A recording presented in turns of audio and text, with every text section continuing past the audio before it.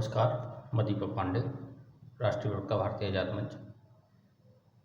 आज एक चर्चा सी देश में बड़े स्तर पर हो रही है कि कांग्रेस के पूर्व राष्ट्रीय अध्यक्ष और भारत जोड़ो यात्रा के प्रमुख रहे राहुल गांधी जी द्वारा विदेश में जाकर भारत समेत 125 करोड़ देशवासियों को बेइज्जत करना या उनका अपमान करना, संभवतः ये अत्यंत दुर्भाग्यपूर्ण है कि देश का एक बड़ी पार्टी का मुखिया विदेश में जाता है और वहाँ जाकर देश की राजनीतिक घटनाओं और राजनीतिक मतभेद को विश्व पटल पर इस प्रकार से रखता है कि जिससे भारत की छवि विश्व स्तर पर धूमिल की जा सके। ये अत्यंत ही दुर्भाग्यपूर्ण है भारतीय राजनीति व भारतीय लोकतंत्र व भारत की विश्व में वर्तमान स्थिति को लेकर। मेरा ऐसा मानना है कि देश में हो रही राजनीतिक दुर्भाव, राजनीतिक मतभेद व राजनीतिक स्वार्थ व आपसी झगड़े को हम यदि अपने ही देश तक सीमित रखते और रखें तो ये हमारे लिए व हमारे देश के लिए अत्यंत सौभाग्यशाली व देश की प्रभुता अखंडता को बनाए रखने में मदद करेगा। एक बड़ी पार्टी के नेता के द्वारा बाहर की यूनिवर्सिटी में जाकर देश को अपमानित करना ये अत्यंत शर्मिंदगी भरा है उस पार्टी के लिए भी जो पार्टी आज देश में अस्तित्व की लड़ाई तक हार चुकी है और अस्तित्व भी बचाना उसके लिए मुश्किल होता जा रहा है। जब उस पार्टी के ही नेता उस पार्टी को छोड़कर दूसरी पार्टी को जुड़ जाते हैं जिस पार्टी की ये विदेश में जाकर बुराई करने की चेष्टा रखते हैं। यदि राहुल जी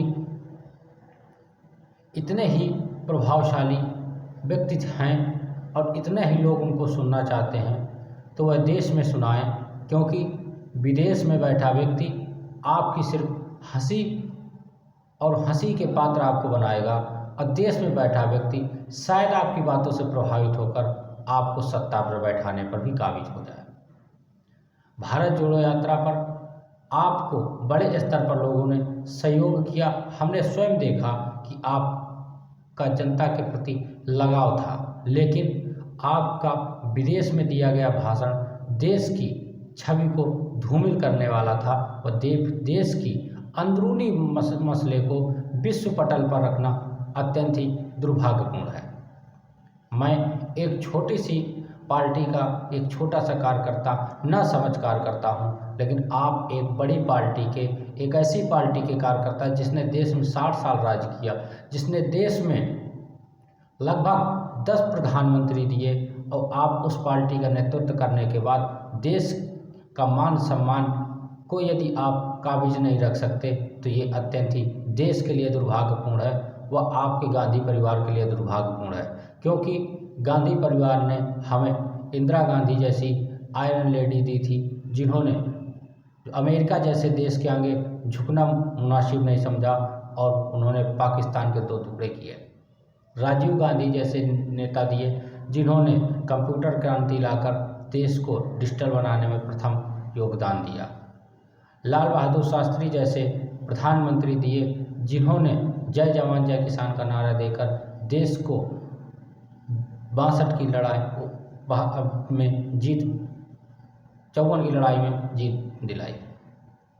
और आप कहते हैं उसके बाद आपका एक वक्तव्य था चीन हमसे शांति चाहता है। यदि चीन हमसे शांति चाह रहा है तो ये देश की अंदरूनी बात थी। आप देश में आते और देश के प्रधानमंत्री या देश की सरकार से आप इस बारे में बात करते। आपको विश्व में जाकर ऐसी बात करना उस समय उचित नहीं था जब हमारी सेना LAC पर चीन के साथ संघर्ष कर रही है।